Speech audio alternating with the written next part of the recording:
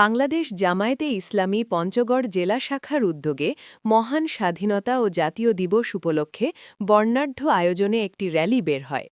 Rally শেষে পঞ্চগড় চৌরঙ্গী মোড় সকলের উদ্দেশ্যে বক্তব্য রাখেন বাংলাদেশ জামায়াতে ইসলামী সেক্রেটারি জেনারেল দেলোয়ার হোসেন ও সভাপতিত্ব করেন বাংলাদেশ জামায়াতে ইসলামী পঞ্চগড় জেলা শাখার আমির মাওলানা ইকবাল হোসেন।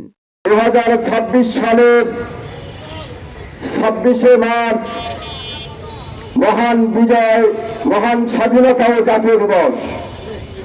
এই জাতীয় দিবসের কর্মসূচি হিসেবে আমরা সরকারি অনুষ্ঠানের সাথে সমন্বয় সাধন করে আমরা নিজেদের দলীয় কর্মসূচি ঘোষণা করেছি।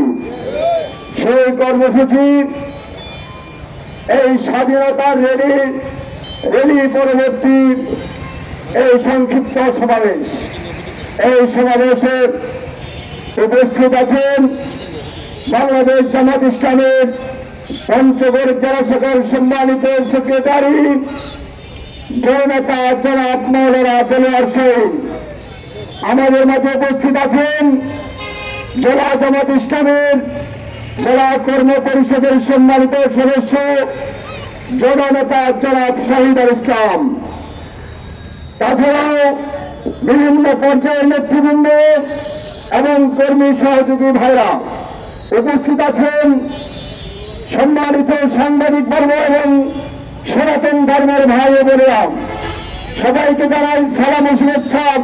আসসালামু আলাইকুম রহমতুল্লাহ বারাকাতুহু। করেছিল, শোষণ করেছিল। 47-এর আন্দোলনে আমরা পাক ভারত উপমহাদেশকে স্বাধীন করেছিলাম।